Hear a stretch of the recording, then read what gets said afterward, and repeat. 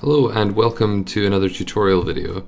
This one is the longer format again because there's just too much in-depth stuff to cover to do one of the 60 seconds, especially for Forge.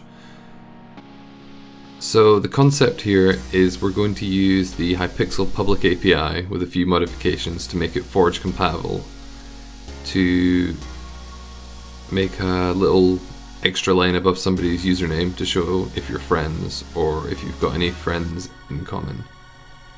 And what I'm doing here with the script is just running the Gradle scripts in order to set up my workspace.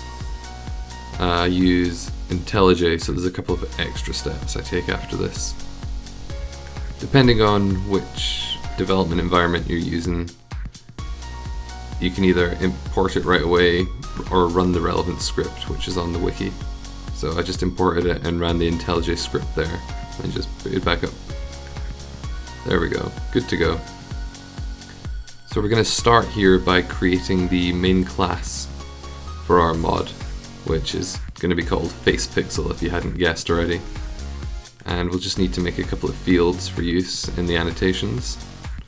So generally what you need is the ID and the version, and they should coincide with what you've configured previously, which you saw me do in the first couple of seconds of the video.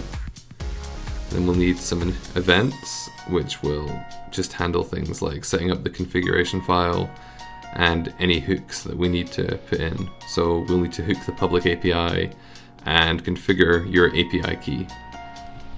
Forge has a really nice thing in the pre-initialization event, which just gives you a suggested configuration file. And all we're going to do here is make a getter for the property and then initialize the default value that we've set there, the default key, with a little string, just so we can pretend somebody's going to download this mod and use it. I'll explain to them when they open the config option what to do. And so we'll get the client's UUID once the client's started, because that will be what we're used to pull our friends list. But the public API uses a UUID format without dashes, so we'll just store that as string to save us converting it every time. Then the next step is going to be seeing if the user has a valid entry in the config, which we can just do some UUID parsing and then pass it into the Hypixel API, which is already provided in the workspace. You'll be able to get that from the GitHub project that I put this in, and just copy paste it in. Forge already comes with all the required dependencies for it. I've edited it so it's like Java 6 and Forge compatible, so you shouldn't have any issues at all. The next step is going to be hooking the API itself. So we'll pass in the UUID without dashes format in the form of a string object again, which is just reusing here.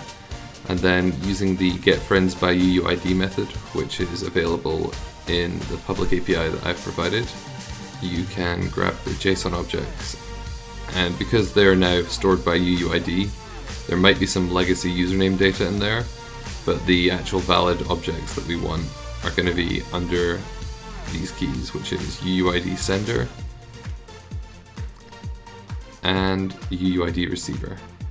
These are stored based on who initiated the friend request. So if you sent the friend request, then you'll be the sender, and if you receive the friend request, then you'll be the receiver. So we need to check for both instances.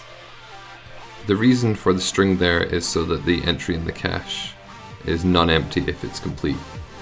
So let's make the config as the next step. Forge has a nice GUI config class, which is absolutely perfect for what we need here.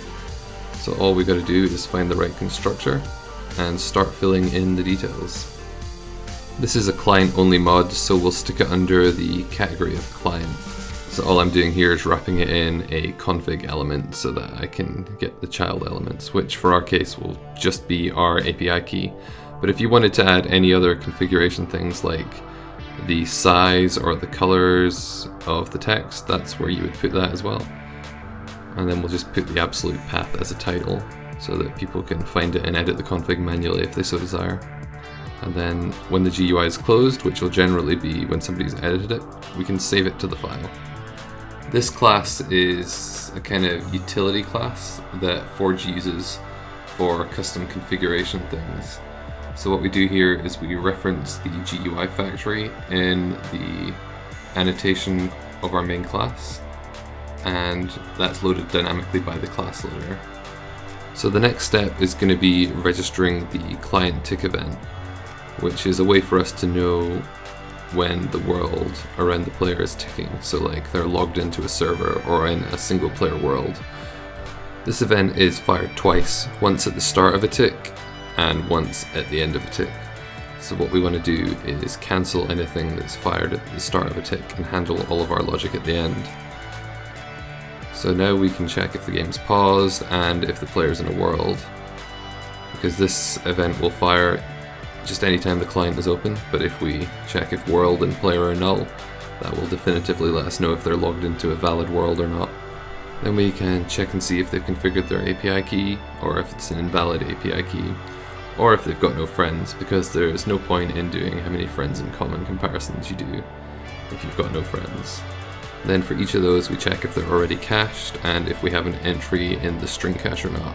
The reason we're using a direct string cache is just to prevent additional processing, since we're going to be rendering this every tick, which would be quite heavy to do any kind of calculation in the rendering frames. So there's effectively 4 states that we want to store any kind of entry in the string cache for here, which is that you're already friends, that you've got no friends in common at all, that you've got one friend in common, or that you've got more than one friend in common.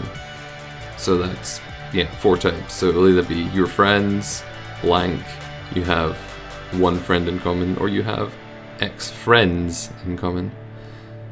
And then if they're not in the cache, we call our update friends method there, which passes it off to the API and updates it. And then we need a function to compare and see how many friends in common we have.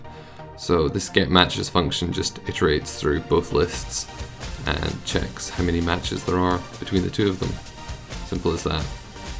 And because the API has a rate limit, we're going to implement some rate limit handling. So we're going to go for 60 updates every 30 seconds and then wait for 30 seconds just to be safe, since the API has a rate limit of 120 per minute. So that should keep you well under the threshold and you won't get throttled or anything. And then move the string cache into its own block of code so that you're not going to cache multiple times while update friends is finishing executing. And then we'll want to make the actual method to render the name tag above the client. So we'll put that in Facepixel render, and we'll need an event here, which will be the player render event.pre, which essentially is the event that fires before the player renders. So that's a handy place to put name tags and such. Then we want to check that the player that's being rendered isn't the client's own player, otherwise you'll end up with all sorts of interesting things when you go into the inventory or in F5 mode, and you would see the friends in common thing above your own head.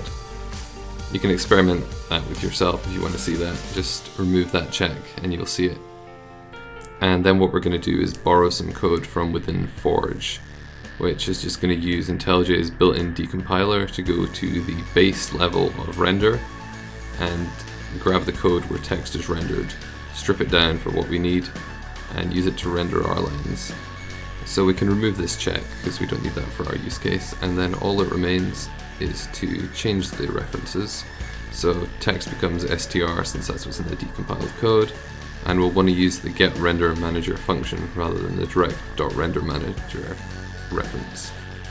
And then all we need to do is call renderName with the XYZ from within the renderPlayer event plus whatever offset. So if you've got a scoreboard with a little score under it, that'll take care of that.